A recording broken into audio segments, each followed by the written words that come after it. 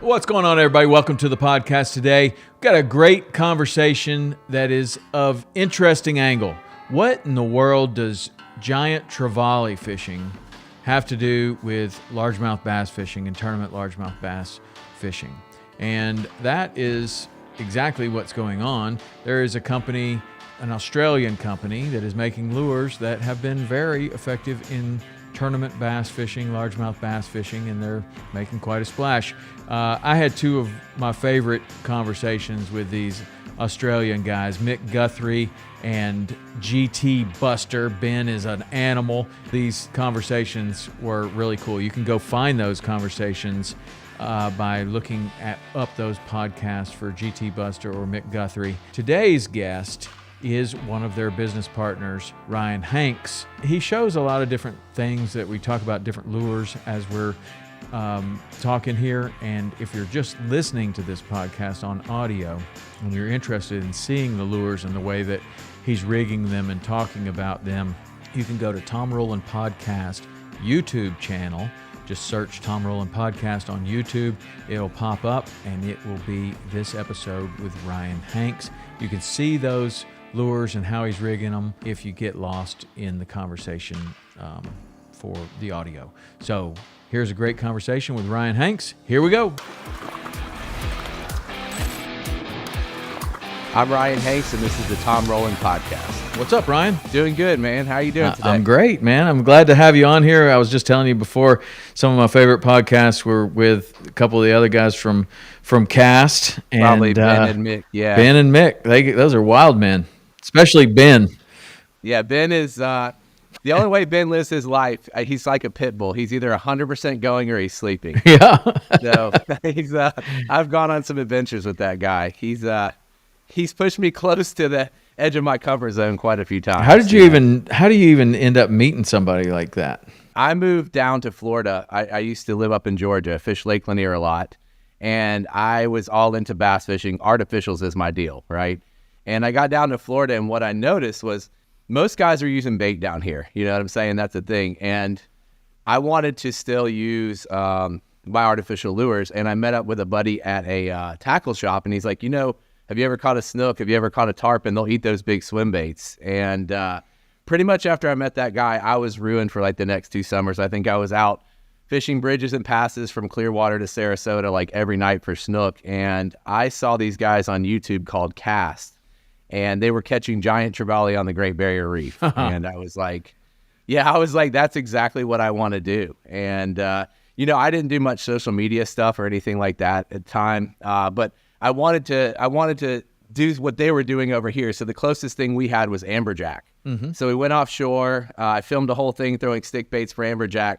And I remember I sent it to Ben Jones, GT Buster. And this is real funny. I didn't even know what an Instagram story was. Like, I was just totally tuned out of social media, right? And I remember he put up a video of my video, and he was like, "Oh, the legend Ryan HANKS." And I felt like I was the man. Then once I got over there, I realized that they call everybody a legend every 5 minutes. So I wasn't as special after that. But I met those guys, and I talked to them a lot about what it takes to catch a GT. They were super cool. They gave me, advice on gear. And I basically, a couple of years after that, melted a credit card and went on my first time ever out of the country to the Maldives. And I fished there and caught my first GT. That was an amazing experience. It gave me the travel bug. I went on that trip I didn't even realize how the culture shock I was about to see it and what it was like. And, I went on that trip just thinking about the GT. And when we got there, had some really cool things happen. So we flew to Male, right, which is the capital. Mm-hmm. And we were going to take a little charter plane out to Baja Atoll, but none of us could wait. We wanted to go fishing. We ran right into the ocean, and their beaches aren't really like ours. There's a lot of coral. And I ended up cutting my foot on a piece of coral and walking back in. And there was a local guy, and he said something to me. So I walked over to him, and he pulled a squid out of his pocket. And he said to me, "Do you have one of these for lunch?" And I was like, "No, I didn't know we were supposed to be out here catching squid." And he was like, "Well, where are you staying?" And I showed him. And he's like, "Oh, well, I'll bring it by for lunch." And I think we ended up doing something so we weren't there. But immediately the impact that showed me, here I am. If I went any further, I'd be closer to home around the globe. This guy doesn't know me from anywhere, and he's willing to split his lunch with me. And so that trip really became so much more about the people. While I was there, I met a guy named Addy on Instagram, and him and his father find wood on the island on Baja Atoll to take European tourists popping for GT. And he came and found me where I was staying, and he invited me over to his house, right? And when I say his house, I mean a shack on the end of a road, right? And his father couldn't speak English, but I remember, we were drinking out of coconuts because alcohol is illegal over there, right? And I remember this moment. And his father, he wanted to see the fish of America. So, of course, I'm showing him, like, me and Tyler's big tarp and, trying to show him all the big fish. And he tells Addy, he says, tell him it's a very small fish. And I was like, once again, we are on the other side of the world. Us fishermen are just the same. We're the exact same people. And I remember the last night we were there, we went out to dinner. And I went up to the rooftop, and I was looking out, and they were doing the Muslim prayer over the intercom as the sun was setting. And I couldn't understand anything they were saying, but those were powerful moments, and it really just lit a fire under me to want to travel, to learn about other type of fishing, to do that stuff. So that guy was finding wood on the island to make lures out of? He built a boat. Oh, he built a boat. He built a boat, and then he would have guys come, and he would charter them around the islands around Baja Atoll, around the atolls to catch GT. Did he have a motor? A little motor, yeah. Okay. So we didn't fish with that guy. We fished with another operation. We were there, but it was cool to see them be resourceful in what they do. And they caught some incredible fish off that little boat. He showed me a lot of pictures. He thought that the tarpon that you and Tyler Capella caught was small. Yeah, he says what was a big fish? Yeah, he was just trying to tease me and razz me like we all do as fishermen, and that was funny to me. You know what I'm saying? So why did you pick the Maldives for the first trip? So I had some friends, a guy named Cortland and Brian. I don't know if you ever heard of a company called NLO. They make slow pitch jigs and stuff. And they would go on a lot of these trips, these sort of like far destination popping trips. And I ended up linking up with those guys, and they said, hey, we got an extra spot if you want to join this trip. And so I jumped on it because, it was a chance to travel with other Americans, other guys who had done this before. This was my first time ever out of the country. I couldn't have picked a further place, right? So you want the comfort of traveling with some guys and getting through all that. I think, we flew like Fort Lauderdale to Dubai to Male to Baja Atoll. So nice. it was quite How long a trip was that? Like, what was the longest flight? 14 hours? I want to say it was like 17 hours was the longest part of the flight from Fort Lauderdale to Dubai. Yeah. And then the other thing on these trips that you don't really take in consideration is first off, most of the time you're leaving from either your winter or your summer to their winter and summer. Yeah. So, and then also the jet lag, and for any of your guys listening on here, when you're fishing for a GT, you're normally throwing like a Stella 14K to an 18K and, a big popping rod all day. Let me show you. And lures like this size right here. You know what I'm saying? And I mean, you can't tell from where I'm sitting. I have been going to the gym, but I've got quite the dad bod. So me out in the sun coming from my winter, throwing these lures, I mean, my arm would be numb. And then finally, that's when the GT would hit. And you have, 100 to 200 pound braid to a 200 pound leader, and you lock the top of that, and it pulls your body forward. So it was pretty wild. Did you have good success catching the big ones on the first trip? So I did. I got very lucky. The first day I was there, I caught my biggest GT, and something we'll probably get into a little while later was the way I caught that GT was pretty interesting. There was a guy named there's a company called Siren Lures that makes sinking stick baits. They make a lot for bluefin up in like Cape Cod and everything. Yeah. And I had one of his sinking stick baits, and what we noticed, the guys would throw the popper right up on the atoll, like right on the reef edge or on the coral. And we were getting like a few, they would come up and follow it, or you get a few blowups. It wasn't super successful.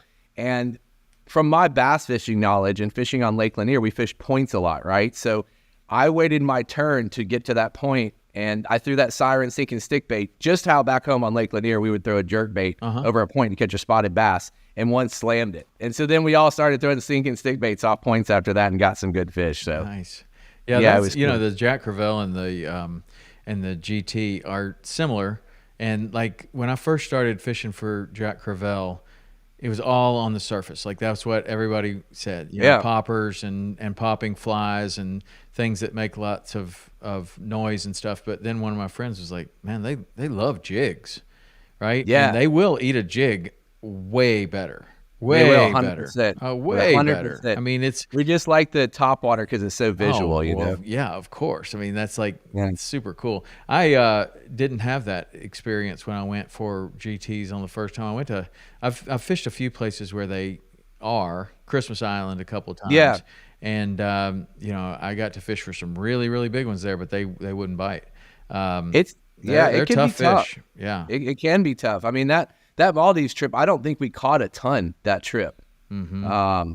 When I got to go visit Ben and Mick in Australia, we caught a lot more. Yeah, I bet. So, I mean, yeah. God, those guys are like living on the edge.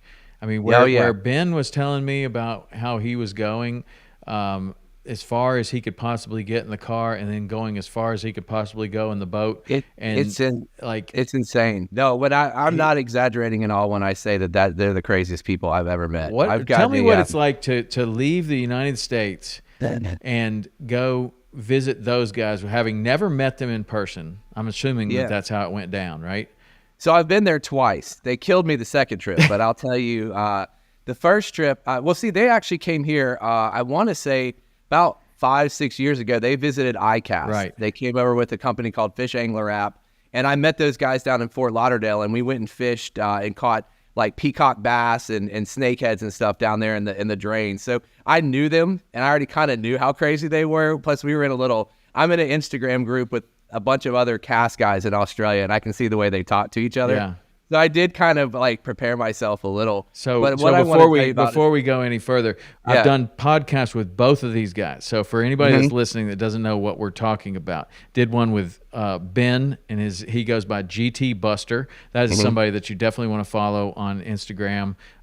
Very interesting and entertaining account. But you can also listen to the whole podcast about that one. And then Mick Guthrie is the other one that I did the podcast with, and also a good follow on Instagram. So just not to have people be lost there. So yeah.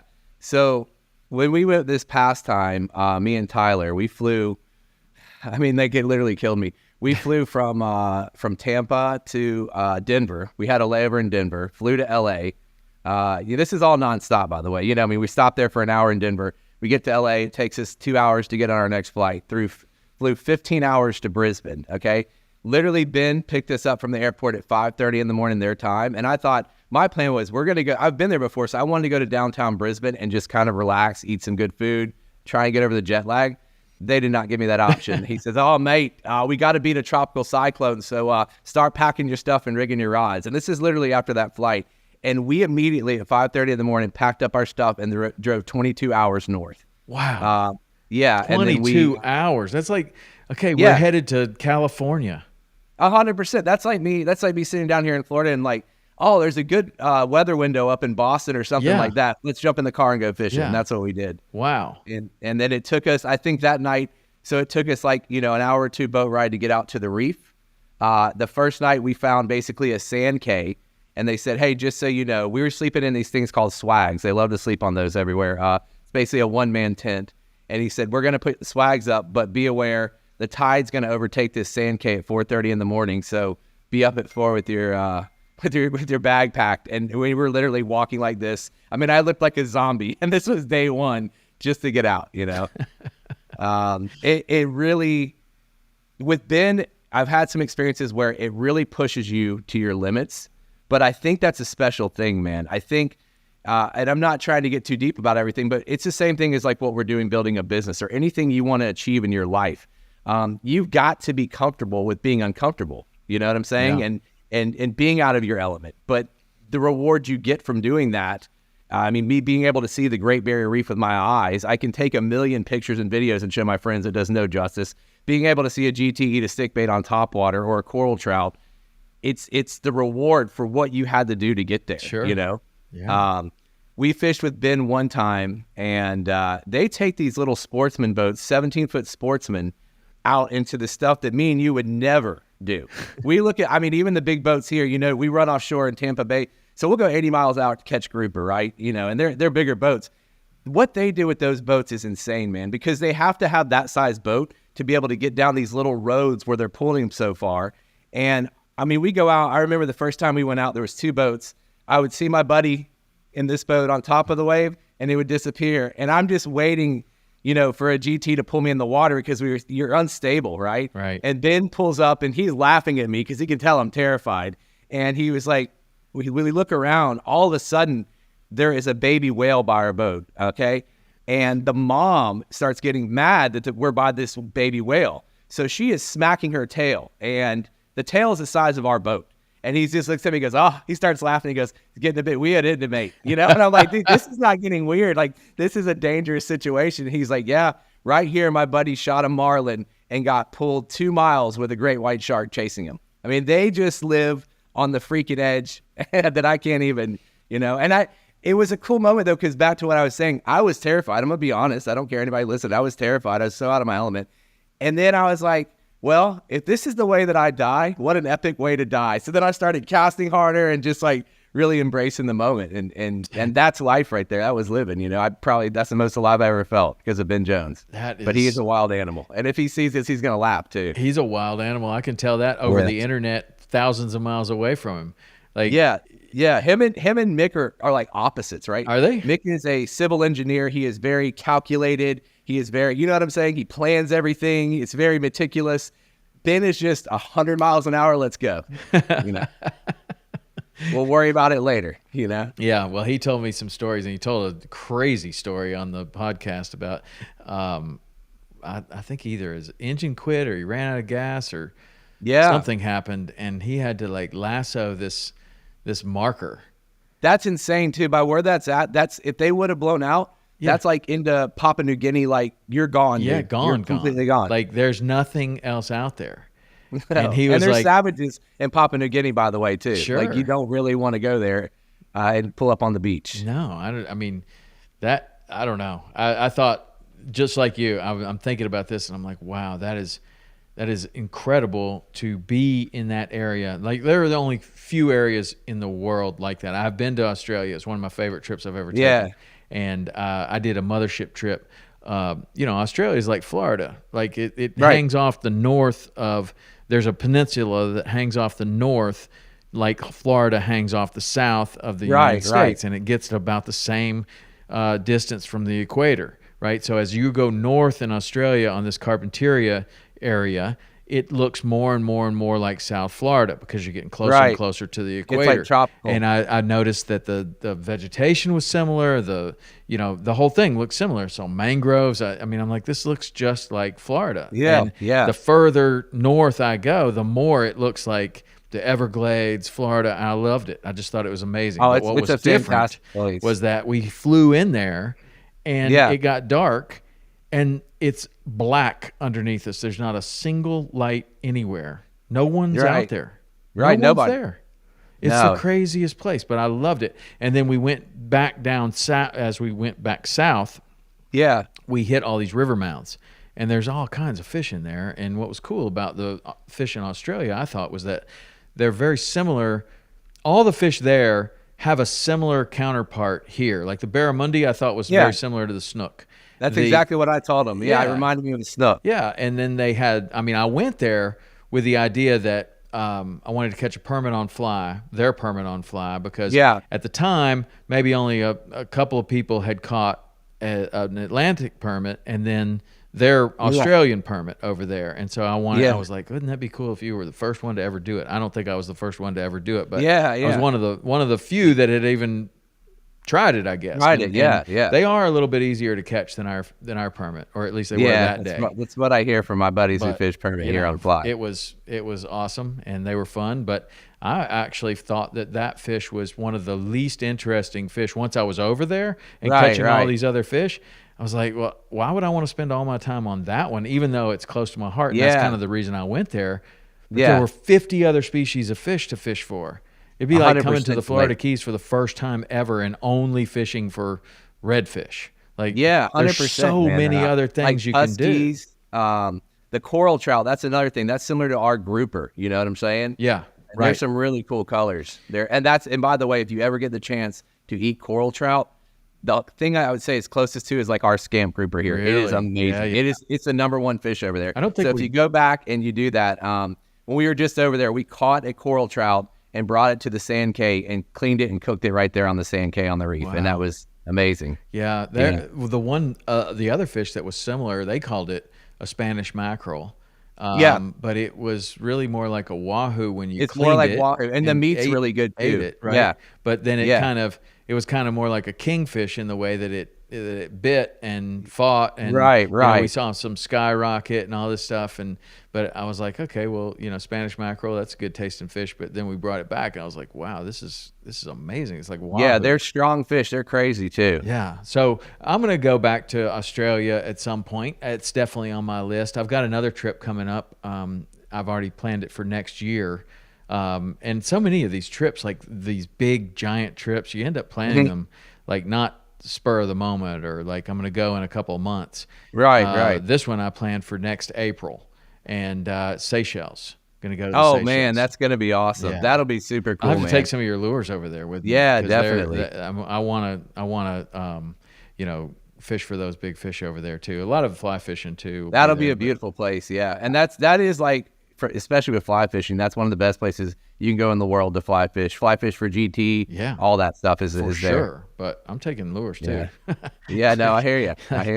I don't blame you. I think the problem with taking lures on trips like that is that a lot of times there's a weight restriction. Right. And so you get to take 2 pairs of underwear, a t-shirt, a buff, and all your fishing tackle. That's all you get, and a toothbrush. Exactly right. That's it. That's right. it. You can't take anything else. But I have found ways. What I do after traveling a few times, because I bring up my rods and reels with me on these trips. Yeah. I get Plano makes it's called the Jumbo Airliner rod tube. And what's cool about that, I've figured out a good trick. If you haven't tried this and you're going to bring your rods, get that rod tube and then wrap the majority of your clothes you're going to bring on that trip in that tube and check it. So it's going to give you more space in your bag. So if you want to put your lures in your bags and not weigh them down. No, tell me again. So you're wrapping them on the outside of this rod tube or on the inside? Inside. So I'm using them as protection. It's called the Jumbo Airliner by Plano. Okay. You can extend it really far. Yeah. And then so to protect my rods, I just start with everything from boxers to fishing pants to shirts and wrap it all the way down. There you go. And then that's what I check there. And so it gives you more room, whether it's more room in your carry-on or your other luggage bag. And that's where you can put more lures. Good tip right there. Yeah. That's pretty awesome. And so it works really well. But you still have weight to deal with. Right, so right. Some of those little especially flights, with like jigs. With jigs, that's the hard thing to bring. Have you ever had any of that stuff taken away from you?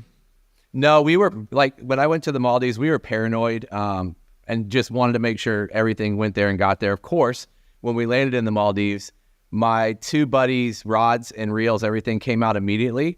And I just sat there watching, and 30 minutes later, mine came out. It scared the heck out of me. So I was just thinking about this. I hadn't thought about this for forever, but I have a friend in Australia, and Bill Clift. Shout out to Bill Clift if he's listening to this, which he does occasionally. But he was in Australia, and I flew into Australia, and for some reason they took 3 of my fly reels, and I couldn't get them back. Yeah, and so like at the time, I think they were like able and good ones. Yeah. So I left them there, and I called my friend. I was like, "Hey man, you think you could go pick these things up? Like they're pretty valuable." Yeah. And he went to the airport and tried to get them and couldn't get them. But I can't remember why they took them from me, but they took them. Did you have them in your carry-on? Maybe, but they didn't take everything. Like I had other ones. Weird, like I was traveling with way more than 3 reels, but they took these 3. Like depending what you fly, some airlines won't let you have, like if I wanted to keep my reel in my carry-on, they won't let you have anything with fishing line. They consider that could be a weapon. You can strangle somebody. I've heard that. But it's not every single airline. So I just always check the reels with the line so I don't play that game. Yeah. So tell me about this company that you're working with, Cast. They are Mick and Ben's company. Mick mostly, right? Like Mick owns this? Correct. So Mick's actually the founder. Ben became co-owner after that. Okay. And I'm also a co-owner. And great. I helped them expand it over to the United States. And, they had taken a trip here. When they came with iCast, they went out and did some filming in Fort Lauderdale, caught sailfish, and it was their idea.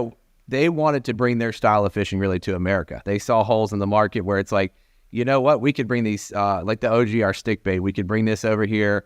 We do like a lot of like jigging that we do over here, slow pitch jigging. Yeah. And that's kind of what we thought we were going to do off of the rip, right? My background is doing a lot of bass fishing. Now, I did do a lot of saltwater fishing in Savannah, Georgia for a while, but I did a lot of bass fishing, and I used to work for a company that distributed tackle all over Georgia. And this is kind of funny how this turned out. I had a good friend, Eddie Krauth, who was going on a trip to Venice, Louisiana to go catch tuna. And I said, hey, dude, you need to bring our OG stick bait over there with you. You got to try and catch these on top water. It's a ton of fun, right? And he lives on Lake Lanier. So we went out on Lake Lanier with the purpose of showing him how to use the OG and what you do with it. Well, he ended up catching giant spotted bass that day, and it was out fishing our other traditional lures we threw at that time. And I was like, And then I was going to leave town, and my buddy Franco called me, and he's like, oh, what was that lure you gave Eddie? You know how fishermen are, right? And I was like, dude, it's an OG. It's meant for saltwater and tuna. And he goes, well, let me try it. So I said, dude, I have one. I'll put it in your mailbox and before I leave town. And he called me a couple weeks later, and he said, I've caught my biggest 5 bass limit of spotted bass on this thing and the biggest striper I've ever hooked on Lake Lanier. And then I broke it off on the trolling motor. I want 10 more. And then a light bulb kind of went off. And it was like, I talked to Mick. I was like, we should consider downsizing these and approaching the freshwater market. That we didn't think we would make it there that quick. And we have received an immense amount of success from what I consider blurring the lines. And really our company's focus is just blurring the lines between saltwater, freshwater fishing, taking different techniques from different sides of the world, implementing it here. And it's been very successful, especially in freshwater, because there's so many tournament guys. Everybody wants something that the fish don't see a lot. So the way we rig our baits and do stuff is just very different. But we've been able to do it back and forth. So the same baits I'm catching grouper on down here, my buddies are catching bass up in Georgia and other places on. And that's really been our focus. So we've done really well with that. Let me show you the size. I mean, this is a 60 gram OG, right? So that's what I brought my buddy Eddie to throw for tuna. And then now we've downsized it to a 20 gram, which this is what we use for bass fishing. Wow. And in America too, when we throw topwater lures a lot, we walk the dog with them. That's normally a thing. And this is just something totally different. This creates a mechanical motion, right? So it sits in the water more like this. And then when you sweep it or do 2 or 3 quick cranks of your reel, it's going to bite down and do an S kick with a bubble trail and pop back up. And that non-mechanical motion is it's been awesome. And I've got some friends that have caught their biggest bass ever on this now. And they're hard for us to keep in stock, but we're doing really well with the OG over here. And so those guys they came up with that lure because they were catching what with it? GTs?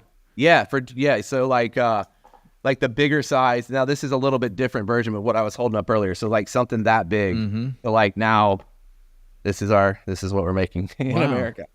But now we've taken this, this same thing here, caught snook on it. I take some of the little bit bigger ones, catch blackfin tuna down here where I live, catch mahi, catch kingfish, amberjack, all that sort of stuff. So it's really cool. Our product line, you can fish in saltwater and freshwater. You don't have to say, oh, this is my saltwater gear, this is my freshwater gear.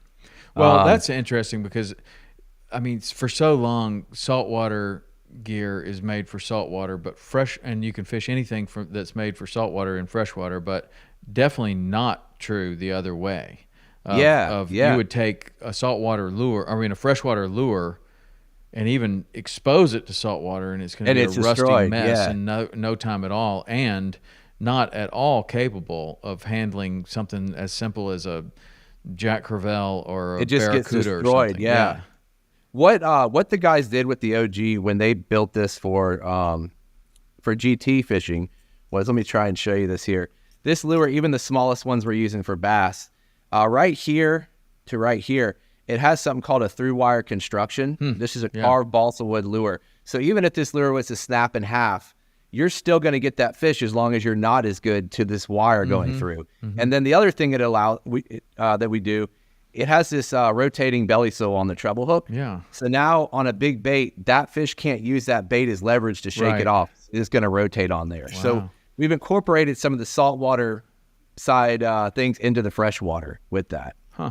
And then you guys got soft plastics and everything else too? We do. Yeah. So I want to give a big shout out on here too if he's listening, Tyler Capella. So he's 100% saltwater. Did a podcast with him too you can listen to.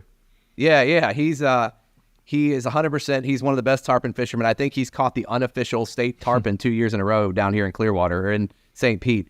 He's a heck of a fisherman, one of the smartest guys I know. Now, I don't want to blow him up too much because he'll get a big head. But a lot of the techniques that we were emulating and he was seeing me do in the bass fishing world, he's like, oh, we need to go try that for snook. Oh, we need to go try that. So we do a rig called the sneak rig on a soft plastic. And you'll see probably the majority of the time, anybody who's throwing saltwater with a soft plastic, they've got a little jig head on the front of the bait and then whatever their soft plastic is, that's how they fish it. Well, in freshwater, we came up with something called the sneak rig, okay? This is our Prodigy swim bait right here. Yeah. And each of them have a little chamber with a glass rattle in them, okay?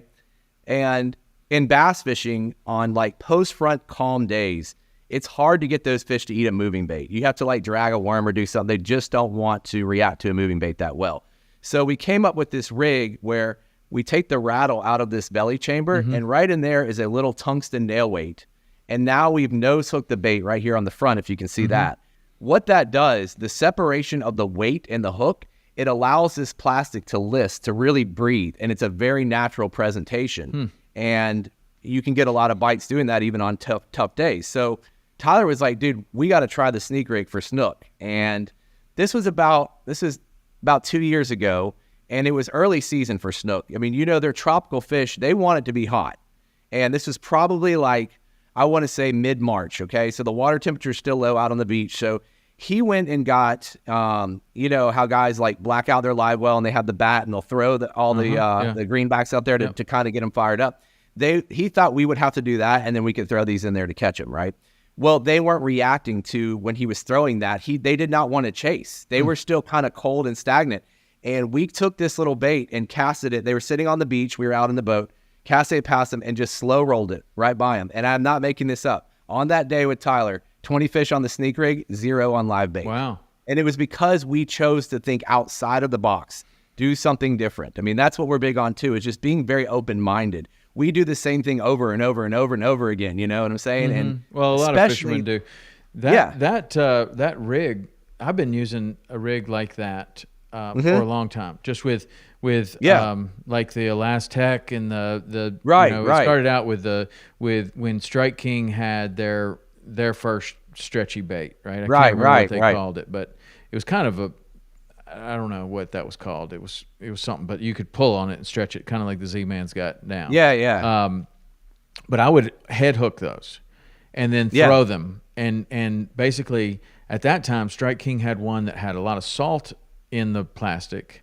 Right. And then it had another one that didn't. And the one with salt was probably a half ounce heavier than the other one. Cast out and of so I would just head hook that and throw it with braid.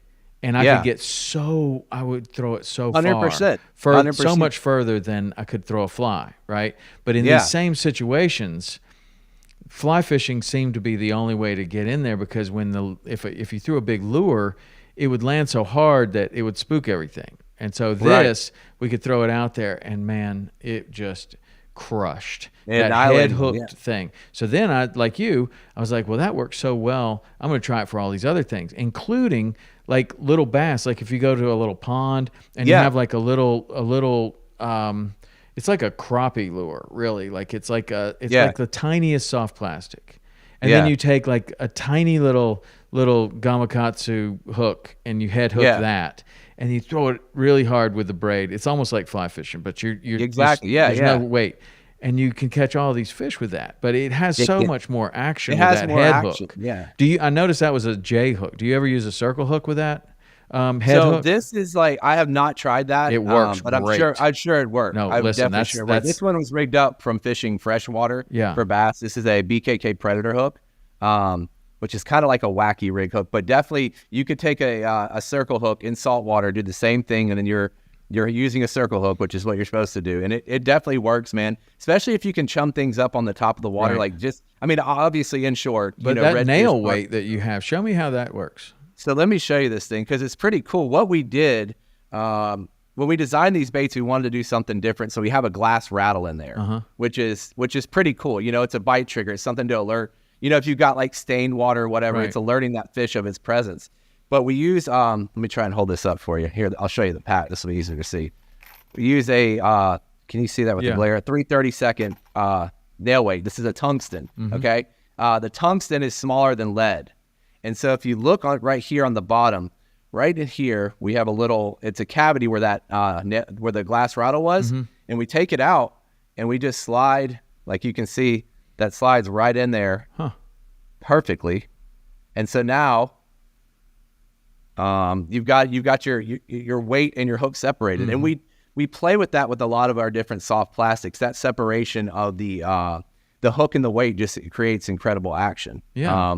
Well, I hadn't tried the nail weight. Like I feel like I'm restricted to, like, I hadn't even thought about that. Like I don't know why, but I'm like, okay, so maybe we'll throw a gulp, jerk bait or any kind of jerk bait really.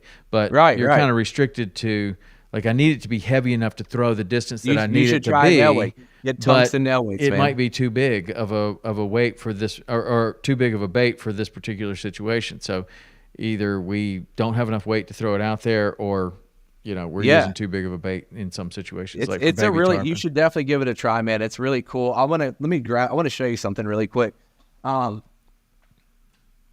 course, coming from the bass fishing world, another thing that Tyler saw that we were doing that he was very interested in is a line through rig. And I don't see that. I see it some in saltwater. I think you can buy like a few baits that are pre-rigged this way, but essentially, you can see this is a treble hook right here hanging off the bottom of the bait. And if you look up under here, what we have, the line goes through the nose. We've got a tungsten bullet weight right there.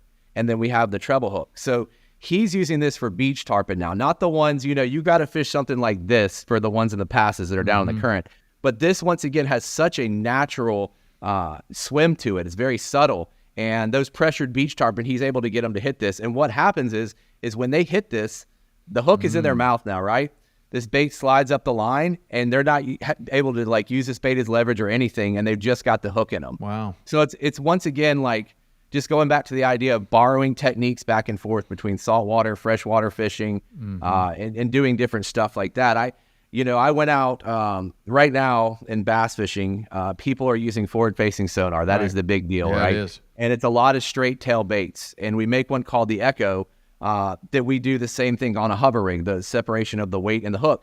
I got to go offshore. I never get to fish anymore. I just work. I got to go offshore this past weekend, and I took one and I put it on a BKK jig head, right? We went out over a wreck and was able to catch fish, letting it sink down and working it really fast. And they don't ever see that out there. You know what I'm saying? If I saw any fish coming out busting, I could get right on it. And it's just like I said, being willing to be open-minded, try different techniques, try different rigging methods. You'd be really surprised with the success you have. Yeah.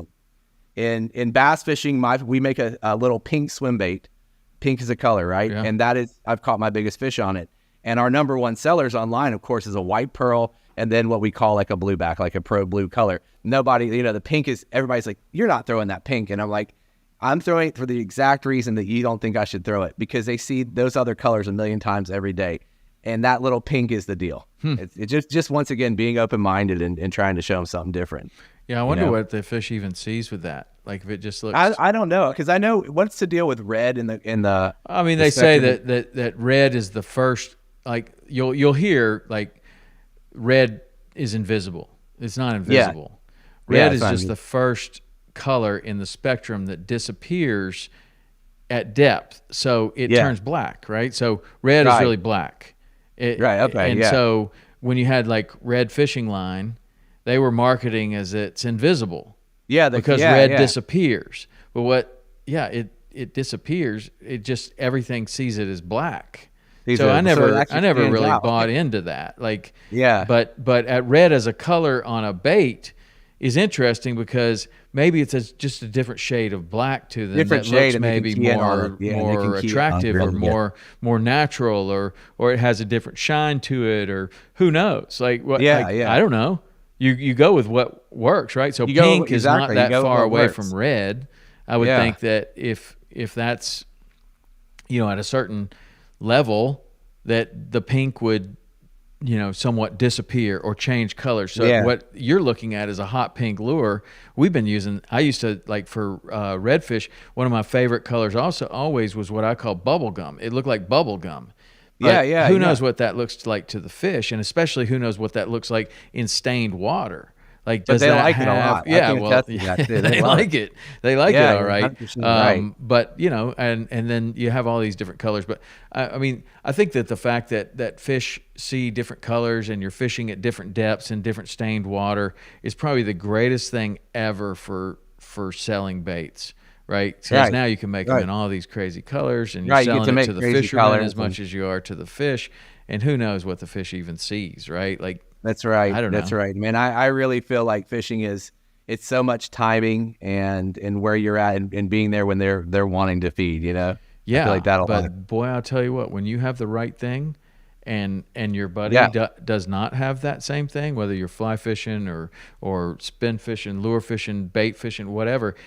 The person that has the right thing, and it could be a lure that's a half an inch shorter than the other one, or it could be one that's a little bit heavier, it could be one that's pink versus red versus blue versus green. Dude, it's amazing though. Yeah. Like, and I'm not telling anyone listening to this something that they don't know. It's like when you have the right thing, there is no better feeling in fishing than that. And everyone around you has something slightly different, and you are just crushing. And you're just slaying. You're slaying. You're like, watch, I'll throw it over my back and catch one. And you're like, oh, look, I caught one. And people are like, what? Come on, man. All right. So, Ryan, before I forget, I want to do the hot seat with you. And we broke it up a little bit. So I want to find out some different things about you, and it's a good way for the audience to get to know you better. These are kind of either or questions. It's almost like playing what is that, Ben? What do you play that? It's the either or the would you rather, right? Like, would you rather? Some of them are like would you rather. Some of them are just which do you prefer? So, the hot seat. Favorite fish to fish for? Giant trevally. I knew you were going to say that. Oh, well, can I have two or no? You can have two. Yeah. Hard. A giant trevally and a spotted bass from Lake Lanier. Spotted bass and not the straight bass. Yep, spotted bass. Okay. A big, like a 4 or 5 pound spotted bass will still make my hands shake. What do you like so much about the spotted bass? First off, they're very aggressive. They live over open water. They fish like a saltwater fish in fresh water. Lake Lanier is probably the best spotted bass fishery in the world, and we get some big ones up there. And one day they can be on 100%. Then the next day they can make you feel like you don't know how you're fishing or how to fish. So, spotted bass. I'm sure, and my buddies listening to this are all gonna give me heck about it. But what's the tactic for catching the spotted bass? Your favorite way to fish for them? Oh, on topwater, on the OG. Okay, topwater for sure. Yeah. All right, cool. So, favorite fishing destination that you have been so far? Great Barrier Reef with Ben and Mick and Tyler. Yeah, I can see why. That's a hard one to beat. I don't know if I'll ever beat that one. All right, Office, Parks and Rec, or Always Sunny in Philadelphia? Office. Okay. Would you have a reptile as a pet? Yes, I did when I was little. I used to have all sorts of lizards and stuff like that. So I could take another because it's not like the dog. You don't got to take them out and do all this with them. Yeah. Okay. I can have. If you were going to try to survive on a desert island and you could take one tool, what would you choose?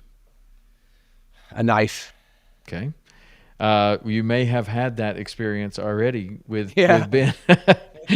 What would Ben choose, you think? Oh, he wouldn't even think about it. He wouldn't even be prepared. He would just be there and he'd say, "Should be all right, mate." Yeah, you wouldn't even have anything. Of the 100 people that you can think of right now, Ben would probably be the last one standing on that island with no tools. Just real quick, and I don't want to interrupt the questions, but one of the last days we were there wasn't a lick of wind and it was blackout hot. And Tyler was fishing with him most of the trip, and I was fishing with Mick. So we switched boats the last day, and I went to grab a water, and I took this big old sip of it, and it tasted like chemicals. And I was like, "Ben, what is up with the water?" He's like, "Oh, it's something from the gas thing near it, but you'll be all right, mate." I mean, that's literally what he's like. Something from the gas being near it. Yeah. Okay. Yeah. I had an experience like that when I was in Honduras, and we went bone fishing, and the guy, I had some fruit, and I think it was an orange that I had, and I couldn't get the peel off. It was really, like sometimes they're really easy to get off, and sometimes they're really hard to get off. Yeah. So I took it and I bit like the peel, and then got it open and started pulling on it, and the whole side of my face was numb. like all the way down into my neck. It started like in my shoulder, and I was like, what is going on? But there was some kind of chemical on that. I'll never do that again. Like, you just forget about that, like in America, that they don't allow that kind of stuff. We take a lot for granted here, man, a lot. You never know. Okay, so you would take a knife. Drive or fly? I'd say drive. Which is more important? And it could be in business or fishing or whatever. Mindset or skill set? Mindset, 100%. And why do you say that? Because if you don't have a positive outlook, if you can't see the end goal, you'll never get there. You know, you could be skillful, but if you let your mind and your thoughts and all that key in on you, you will never get past yourself. You're your own monster in that. You have to 100% believe in what you're doing and be positive about it. So your mindset, 100%. Love it. Chocolate or vanilla? Vanilla. Text or call? Call. Favorite social media platform? I guess Instagram. Do you answer every comment or never look at them? Answer as many as I can. Would you rather have 1 million now or 10 million later? 10 million later. The most challenging thing about your job? The most challenging thing, trying to wear a lot of hats at once. Trying to do, which I've learned that in order to be successful, you've got to delegate more. You can't do that. When we started this business over here, and it's tough, you know, I have my business partners in another country, right? So trying to do everything since I'm here in America and being like the soldier on the front line, just hacking away at everything. When I need to sit up on the hill and be the general, it's like, hey, if my army goes around this river, we're going to win this war. So definitely that's the most challenging part, is taking my hands off things that I want to have control of them because I'm very passionate about everything, but I need to step back and let other people handle that work. Mm-hmm. This may be the same answer. One thing you've changed your mind on in the last 2 years? My responsibility level, okay? Being responsible for a lot of things in my life and taking responsibility when I'm wrong about things. I can give you a good example. We hired a friend to go and do some photography for us, right? And it was we were actually shooting it for BKK hooks as well. We use a lot of their product. And when we went out, you know, he's helped us. So I want to try and help anybody in my circle elevate what they're pursuing too. And he didn't get the pictures we needed. We caught 3 wahoo that day over on our coast, which is pretty crazy. They're kind of like unicorns over here. And there was a certain shot where he needed to get that shot, right? And he needed to do some certain things, and it just didn't happen. And so we sent it to BKK, and they said, hey, where's the shot with the wahoo with this thing? And, you know, he didn't have it. So I could say that, hey, you know, that's his fault. You know whose fault it was? It was my fault because I didn't go get the guy who'd been doing it longer, who was a skilled vet in that situation. So I can take the responsibility for that. So my responsibility level raising on all aspects of life, my body, my health, my mindset, all that. Have you read Extreme Ownership? I have not read Extreme Ownership. That's something I should do. Sounds like that. Yeah. Does it? You might have just given the Cliff Note version right there, but yeah, yes, 100% you should read that. It helps your conscience too. You know what I'm saying, Tom? Like, if you can, then you can come to terms with things that you may have, like you've done some great things, but you've done some stuff maybe you regret. If you can be responsible for those situations, then you can kind of be at peace with them as well too. Well, 100% you should read that book. By Jocko Willink. Very good book. And the audio book is really good too, because it has like some extra little things into it. If you're into reading audiobooks, you'll get as much out of it. I'll definitely check that out. Okay, so one thing you've learned in the past year that's made you money? One thing I've learned in the past year that's made me money. I don't know if I've learned in the past year, but to have excellent customer service. Like, I genuinely do care. Like, I feel like we could play a different game besides selling fishing lures to make money or in existence, but genuinely caring about your customer when they buy an OG, because we have this massive responsibility to educate people. We're taking a lure that people aren't used to. You know, if they have any questions, spending the time to talk with them, you know, so they're successful, they go out and have fun, and it brings joy to their life. That's what I'd say. Cool. A movie that makes you laugh? A movie that, I haven't seen a movie in a long time, Tom. All I do is work. A movie that makes me laugh. God, I can't even remember the last time I laughed about a movie. What is the last movie I saw with that? I can't even think of one. I can tell you what the number one response is if you're interested. What is the number one? Step Brothers. Yeah, that's a good one. I can go with that. I did laugh in that movie. More people have said that Yeah, that's a funny movie. And you can tell, like when they say it, and I ask them the question, and they takes them off guard, and they just go, "Step Brothers." They didn't even think about it. It's so funny. I remember when that movie first came out, and this person that actually I like and have I'm just surprised that this person is the one that said it, but.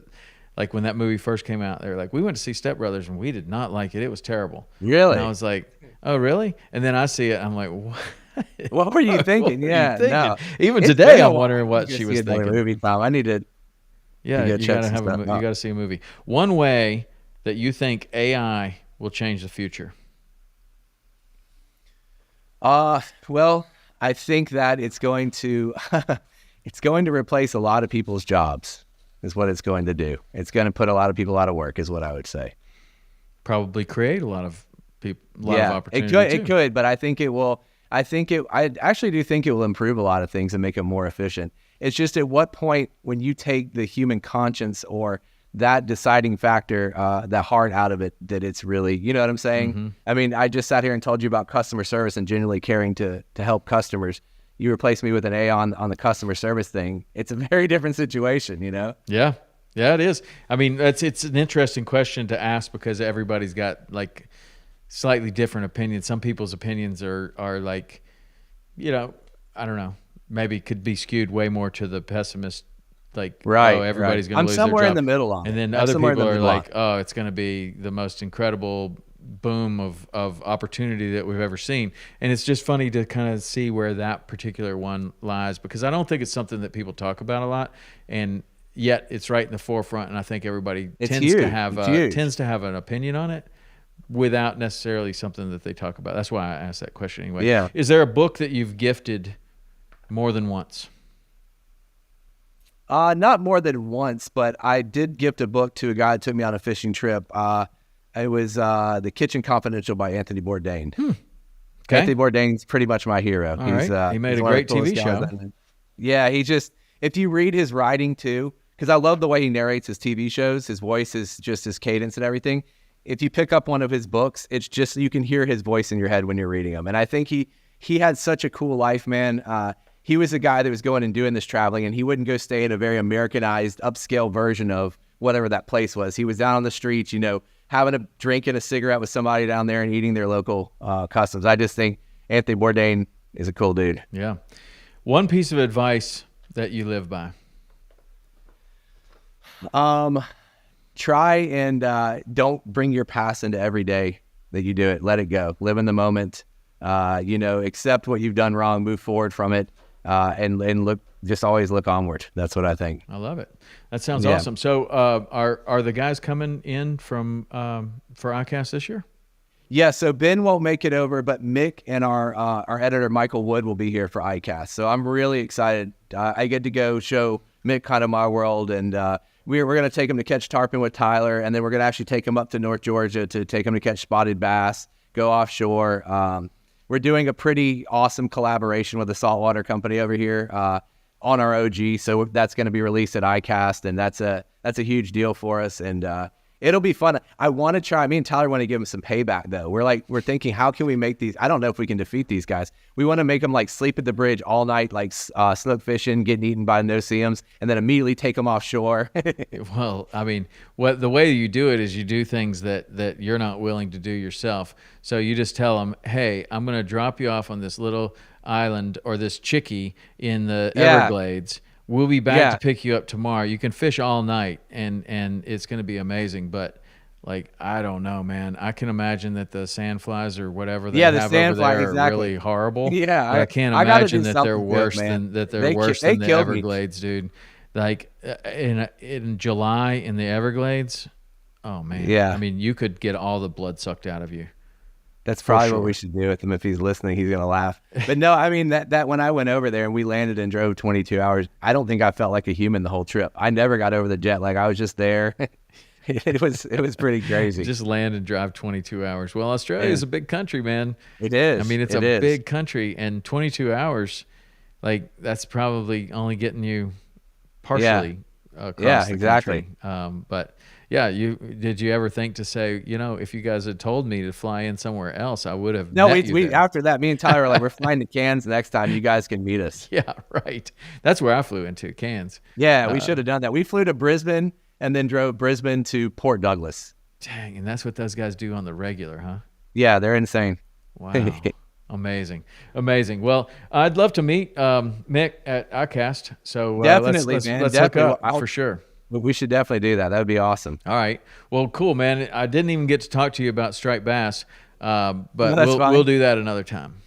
Definitely, man. I appreciate you having me on here. Yeah, for sure, man. Good stories. All right, Ryan. Thanks so much, and let everybody know where they can find your stuff and how they can follow you. Castfishing.co and then at castfishingco on Instagram. Okay. Also, Ryan Hanks Fishing. All right, Ryan Hanks Fishing, and then for the other guys, GT Buster and what's Mix? Yeah, GT Buster on Instagram and at Mick Guthrie. At Mick Guthrie. Right. Lots of really great stuff. I mean, those guys are creating some great content down there, and if you like fishing here, you probably would love to go fishing in Australia. I mean, they got that Great Barrier Reef. It's just the most incredible place I encourage ever. everybody, if you could go anywhere. I mean, I don't want to get in a long discussion about this, but when I was there, they said that reef probably has about 7 more years with the coral bleaching. And so anybody listening to this, if you've been waiting or wanting to do a trip, you need to go see that with your own eyes, because there's nothing else in the world like it. It's just absolutely insane. It is, man. It is amazing, and I only saw a tiny fraction of it. And I don't know. It was pretty awesome. But anyway, it was. Hey, it was great having you on, Ryan. Thank you very much, and we'll see you at ICAST. All right, thanks, Tom. Have a good day, man. Appreciate you.